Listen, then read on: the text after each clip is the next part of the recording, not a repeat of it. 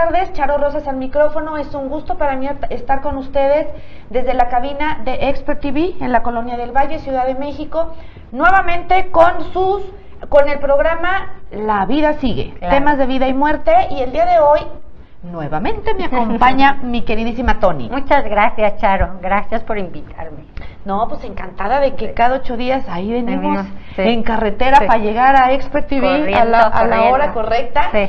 Y bueno, pero siempre con el gusto de compartir con ustedes temas relacionados con la vida, con la muerte, con el sentido de vida, que es precisamente el tema del día de hoy. El día de hoy les vamos a hablar sobre el vínculo que existe entre la tanatología y la logoterapia. Entonces, entendiendo que la tanatología, bueno, es el estudio tratado de la muerte, pérdidas en general, el proceso de duelo a partir de que pierdo, y la logoterapia identificándola como la terapia del sentido de la vida. Entonces, ahorita aquí lo voy a dejar, no voy a ahondar más, porque vamos a ahondar en el desarrollo del tema, ¿no? Pero, bueno, pues, interesante tema. Viktor Frankl, el fundador, creador de la logoterapia. Él era un neurólogo, psiquiatra y filósofo austriaco. Exacto, exactamente. Y bueno, pues vamos a arrancar con la primera sección del día de hoy, que son ritos y costumbres relacionados con la muerte. Y el día de hoy les vamos a hablar de cómo son estos rituales funerarios desde el hinduismo. Hace 8 días hablamos del judaísmo. Exactamente. Y hoy vamos a hablar del hinduismo. Del hinduismo, porque bueno, de entrada para ellos no ven la muerte, o sea, la muerte es más que el fin de lo material, pero no de la existencia. No. Porque ellos creen en el tema de la reencarnación. Incluso es el eterno retorno, la rueda del samsara, ¿no? Sí. Los rituales funerarios se hacen dependiendo de la casta a la que pertenece cada familia. Normalmente las personas mueren en su casa, la cabeza se orienta hacia el este con una lámpara de fuego. Se desnuda el cuerpo, se limpia con agua, se cubre con una tela blanca. Fíjate aquí qué bonito, los niños cantan himnos y oraciones y rodean el cuerpo con luces de bengalas, mientras las mujeres llenan la boca de arroz para alimentar el cuerpo hacia la nueva vida. Mira, que no se vaya con hambre. Exacto. El lonche. Con lonche, exacto. Después el cuerpo es cremado al aire libre. Pero fíjate, a la cremación solo pueden asistir los hombres. Ya ni las mujeres ni los niños asisten a esta parte del ritual funerario. Se lleva una vasija a la que se le hace un orificio y pues se derrama agua sobre el cuerpo en el símbolo de que la vida deja su recipiente. Medio día después de la cremación, la familia regresa por las cenizas para arrojarlas a algún río cercano con flores. Finalmente, dentro del hinduismo, pues la tradición cañona es el río Ganges. Pero fíjate, aquí ya nos están diciendo que puede ser algún río. Algún río y con flores. Porque aquí mucho se dice del río Ganges. O sea, ¿cómo es posible que la gente se mete al río Ganges a dejar las cenizas, a transcurrir el ritual funerario? Y debería ser un río sumamente contaminado. Sí, y no. Pero hacen pruebas de la calidad del agua y resulta que no está contaminado. Sí. O sea, no sé, cosa extraña. Sí. Y qué bueno que no van los niños al funeral, porque yo creo que a la incineración, porque ha de ser tremendo, ¿no? La cremación. Imagínate, cremación al aire libre, pues estás hasta oliendo la carne muerta. ¿Tú? Vi un documental donde dice, no es falta de respeto, pero huele a carne asada. ¿Neta? Sí. Órale. Sí, de un hinduismo. Lo pueden encontrar en YouTube. Rituales del hinduismo. A carne asada, como el otro día que yo me quemé en la mano con un horno eléctrico. O sea, horrible. Además de que se oyó, olió a carne asada. Sí. De verdad, que hasta dices, órale, no manches, qué buena quemada me metí. Sí. La carne. Y bueno, nos vamos con la siguiente sección, donde les recomendamos un libro. Y el día de hoy les vamos a recomendar El hombre en busca de sentido, que aquí estamos viendo una de las tantas portadas de Editorial Herder, porque hay varias ediciones ya de este libro. Excelente libro. En la primera parte narra toda la vivencia de Viktor Frankl dentro de los campos de concentración. El hambre, la inmundicia, el frío, el trabajo exagerado. Y entonces aquí está todo el planteamiento de la logoterapia. Él se da cuenta, porque si todos estamos sometidos a la misma situación terrible de vida, hay quien tiende por el suicidio y hay quien continúa con la vida y soporta la situación problemática y sigue adelante.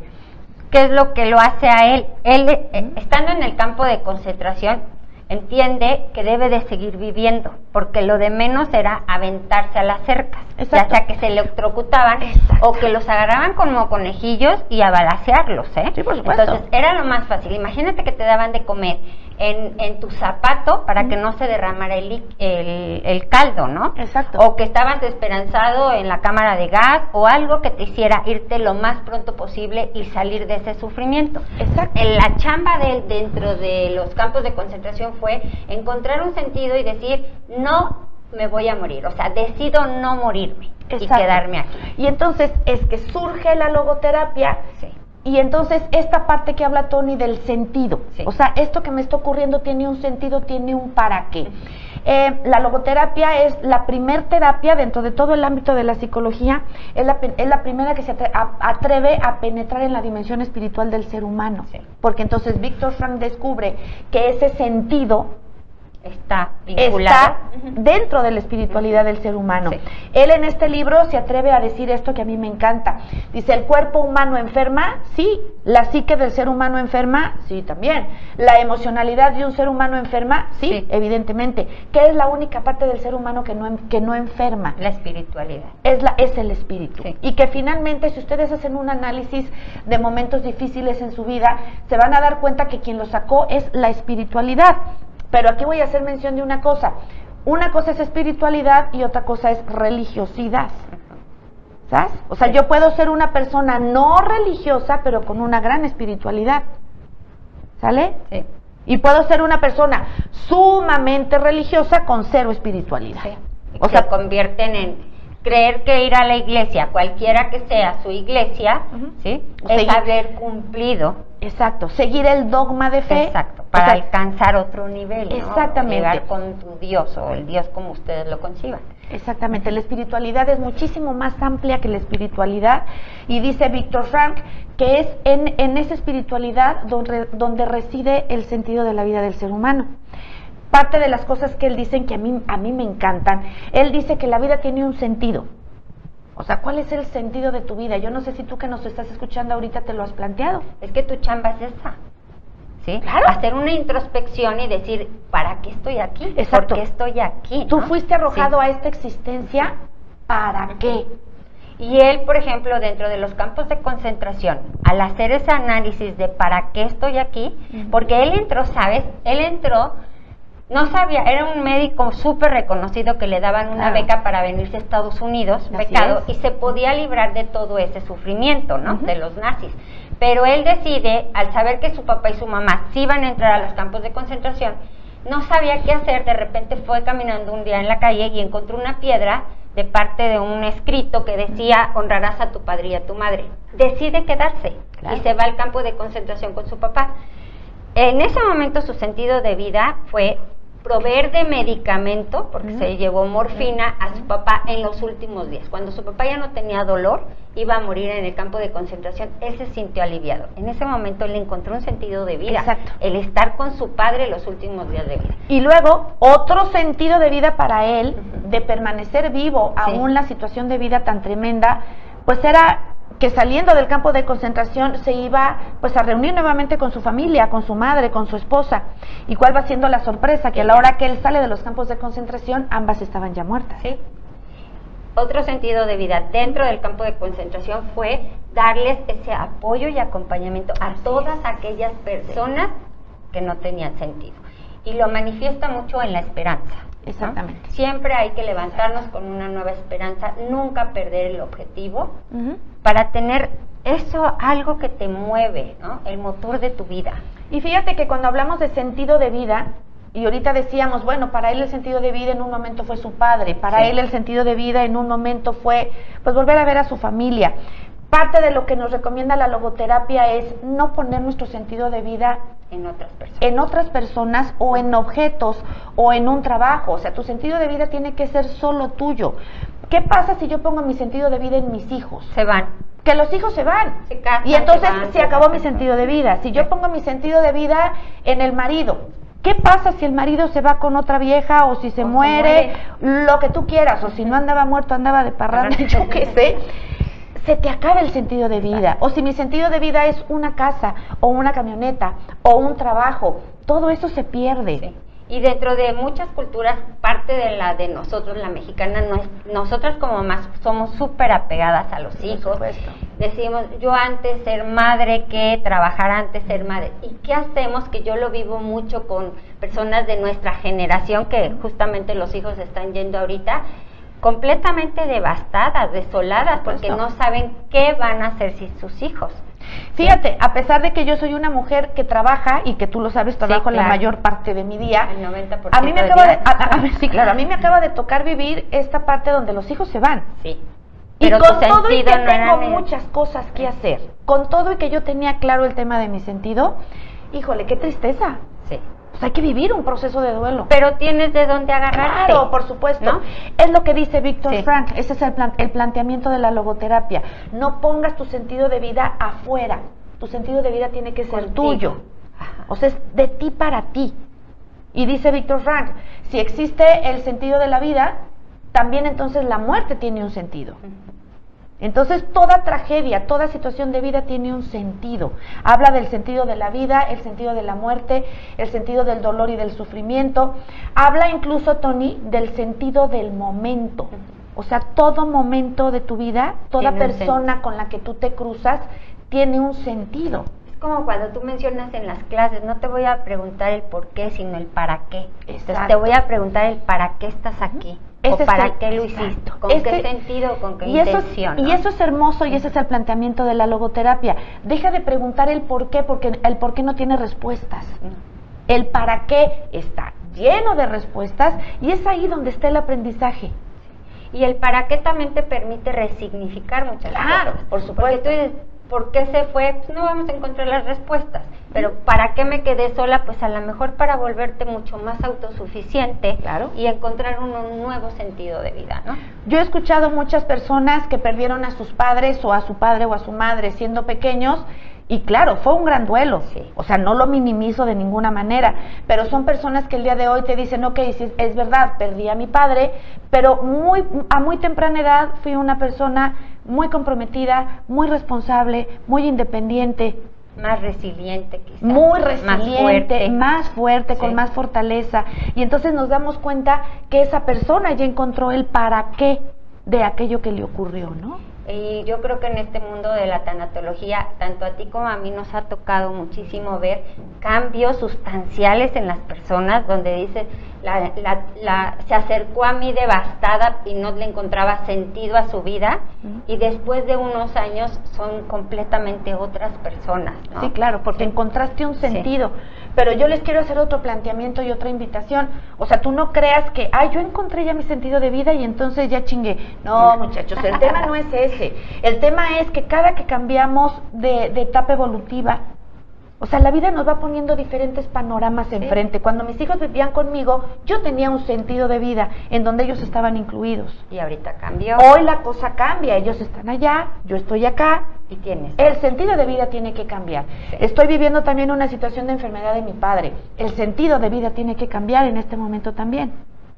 Sí, y dentro de 3 meses no sabes qué te va a tocar. Exactamente, pero es una oportunidad de redescubrirte, de verdad conocerte, porque cuántas personas, Tony, y tú me lo contabas ayer, viviendo su proceso de duelo se redescubren. Y lo acabas de decir, me encanta.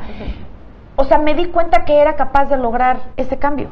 Me di cuenta que sí podía, me di cuenta que sí sé martillar, que sí puedo agarrar un taladro y poner un cuadro. Y hacer las cosas yo sola. Sí, por supuesto. Sí. Es bonito. Parte de todo es, me levanto todos los días tratando de encontrar para qué estoy aquí. Exacto. Y que sabes cuál es la situación, que la mayoría de la gente nunca se ha planteado cuál es mi sentido de vida. ¿Qué estás haciendo tú aquí? Decía uno de nuestros ponentes, date 3 minutos al día de introspección, de estar contigo en silencio. Hay un estudio científico, o sea, comprobado científicamente, que dice que la gente le tiene más miedo a haber tenido una vida sin sentido que a la misma muerte. O sea, imagínate que estás en el lecho de muerte, haces una revisión personal de vida y te das cuenta que tuviste una vida estéril. Eso que estás diciendo es terrible. Son parte de las pérdidas en la edad adulta o en la vejez, que cualquier persona puede llegar y dice, ¿qué hice de mi vida? Ya no hay reversa, Y ya no hay tiempo. Reversa. Y para eso entonces empiezan a vivir en la nostalgia, en ciertas frustraciones de lo que no hicieron. Exacto. Pero ya tienen una edad en la que están para no hacerlo ya. Exacto. ¿No? Entonces, partiendo de lo que está diciendo Tony, de ahí la importancia de descubrir ese sentido de vida en el día a día. Sí. Y entender que es cambiante, Sí. Porque hay mucha gente que dice, mi sentido de vida es ser feliz. Ok, sí, está muy bonito. Y eso sí, pues nada más depende de ti. Pero a veces la vida te pone cosas enfrente muy duras. Sí. Pero el ser feliz en base a tus expectativas, y si no se cumple, ¿y si no? Entonces no vas a ser feliz, vas a estar triste toda la vida. Exactamente. O sea, y no hay una receta. O sea, no crean ustedes que al final del programa les vamos a decir el sentido de la vida es tacapum, No, ese es personal, es individual. Como si pasara lista, hoy tu sentido de vida va a ser tal, y de aquí a diciembre tal. Pues no, tú lo encuentras. ¿no? Tú lo encuentras. Tú te vas moviendo en un camino que lo debes de encontrar. Y si eres una persona que está pasando por una situación de enfermedad, hay un sentido. Cuestiónate, vete para adentro, reflexiona. Si eres una persona que está viviendo una situación de divorcio, alguna situación de enfermedad de algún hijo, hay que preguntarse, ¿para qué me está ocurriendo esto? No te va a quitar el dolor, No, ni la situación tampoco no, te va a ir. Ni la situación tampoco, pero al menos vas a tener un aprendizaje. Sí. Ok. ¿No? Bueno, a mí me encanta Víctor Frank, también tiene otros libros. Uy, sí. Sí, tiene uno que se llama El hombre doliente. Sí. Muy buen libro. En busca del sentido. El hombre en busca de sentido, que es ese que ya veíamos la imagen hace un rato. Sentido de vida. Exacto. Ok. Y lo pueden buscar también en algunas conferencias dentro de YouTube. Hay en ciertos documentales muy cortos donde aparece él terapiando o en sesión de terapia a unas personas que según ellas no tenían sentido de vida, no había esperanza y no había nada más que hacer. En uno de los planteamientos que hace Víctor Frank, me está viniendo a la mente ahorita, dice que cuando llegaban a su consulta personas pues quejándose de las tragedias de la vida, el planteamiento que él les hacía era bueno, ¿y usted por qué no se suicida? Pues sí. Y entonces la persona, ¡ay no! ¿Cómo me voy a suicidar? Si tengo unos hijos, si tengo un trabajo. Ok, entonces ya te estás dando cuenta que si hay un sentido en tu vida. Entonces podríamos llamarlo como la razón de vivir, como la película, mi razón de ser, ¿no? Mi razón de ser. Dice Víctor Frank, el que tiene el para qué tiene el cómo. Sí, cuando llega alguien a terapia y se está quejando del marido, de la situación en la que vive, déjalo. Primero, vete. Exacto, ¿cuál es el problema? Okay. Vete. Exacto. Sí. No me puedo ir porque pobre tal. Ok. Entonces sí tenemos un sentido por cual estar ahí, una razón o una ganancia secundaria, ¿no? Ok, sea lo que sea, estás ahí. Estás ahí y que lo hagas en conciencia. Está bien.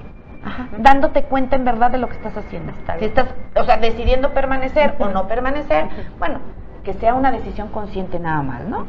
Y dentro de la tanatología, encontrar el sentido de vida en coordinación el tanatólogo con el paciente, eso nos va a hacer salir más pronto del duelo. Exacto. Y poder engancharlo a otro tipo de actividades que lo hagan ser pleno, ya no ser feliz, ¿sí? Sino pleno, ser pleno. Hablar de plenitud.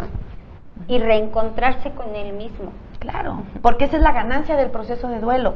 Ahora, si yo a alguien que está viviendo un proceso de duelo reciente, le salgo con que todo tiene un para qué y todo tiene un sentido, le voy a caer muy mal. No, sí.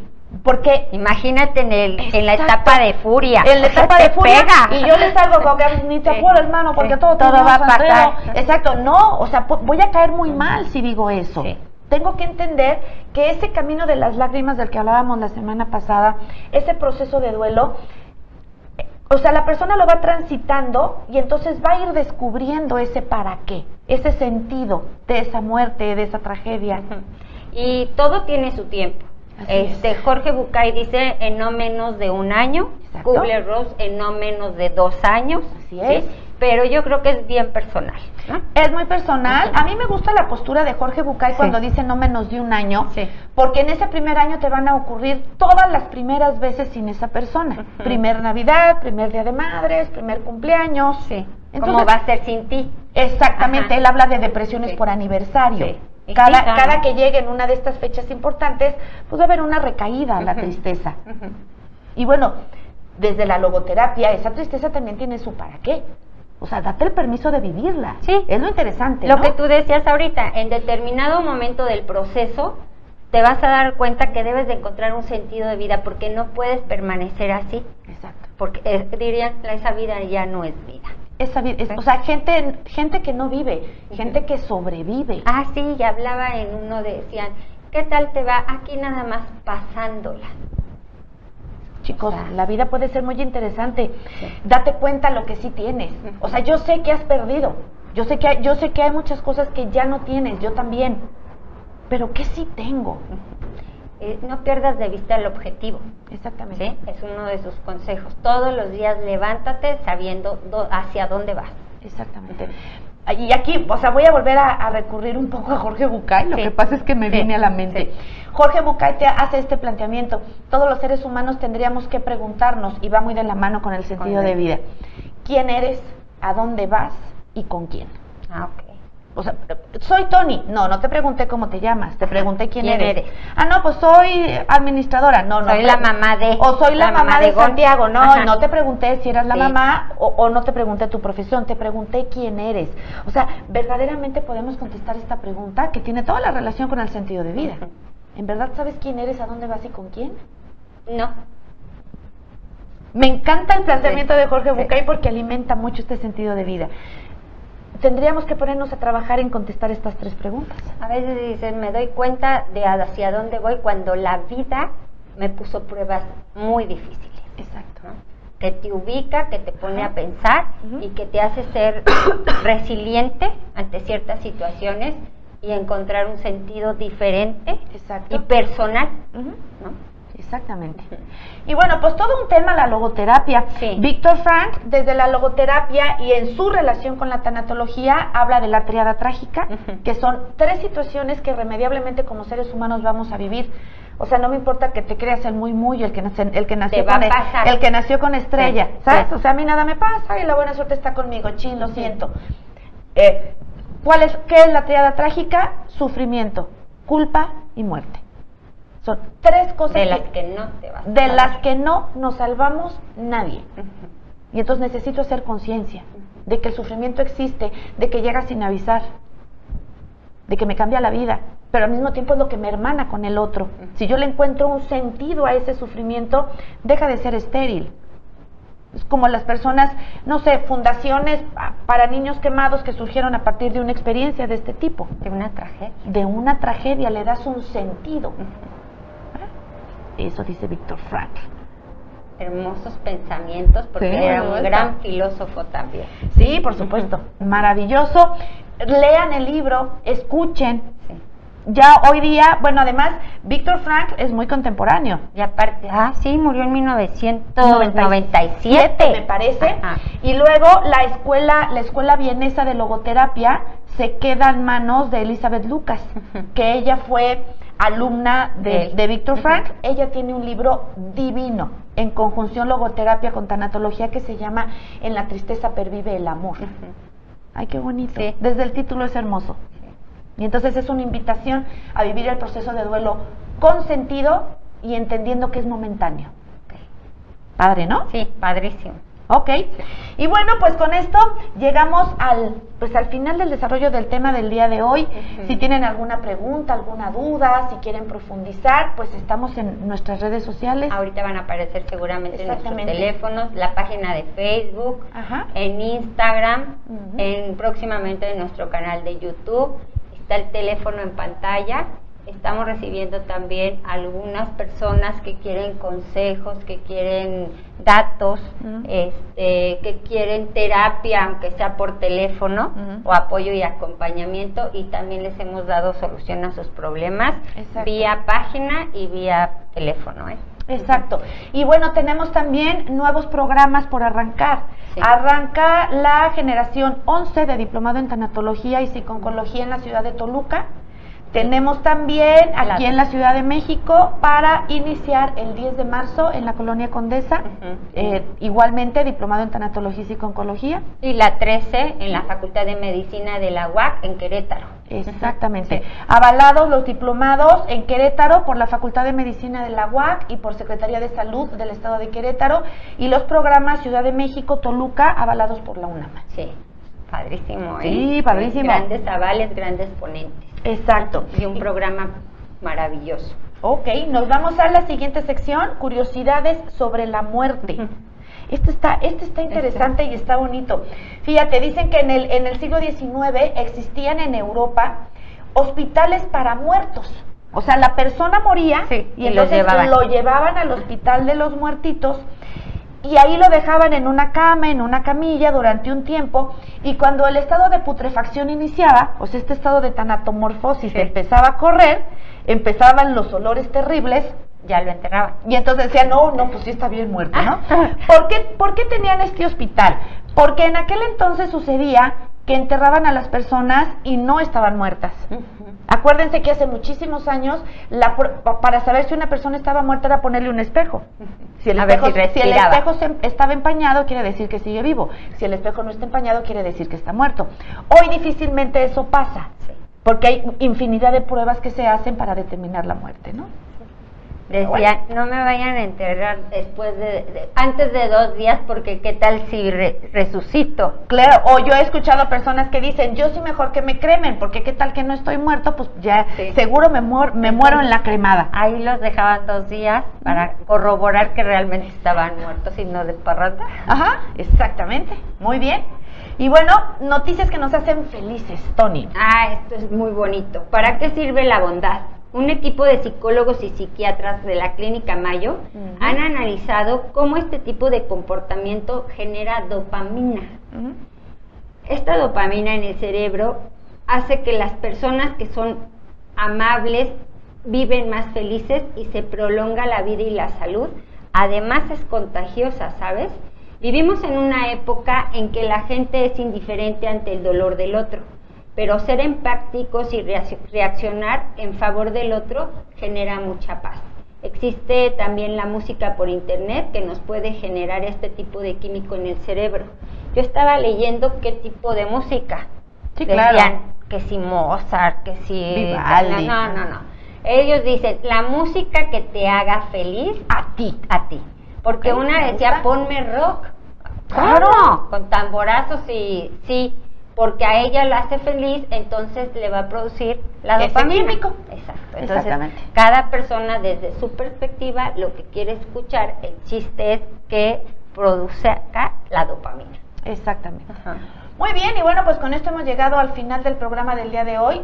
Fue un placer para mí estar conmigo, con ustedes, contigo, con Oski, muchísimas gracias, al equipo de producción, a Oscar, a Alejandro, a Lina, a Sam, muchísimas gracias a todos por su apoyo, porque gracias a ellos es que esto puede suceder, ¿no? Claro que sí, nos vemos muy pronto. Exacto, nos vemos en 8 días, tengan excelente fin de semana. Gracias, bye.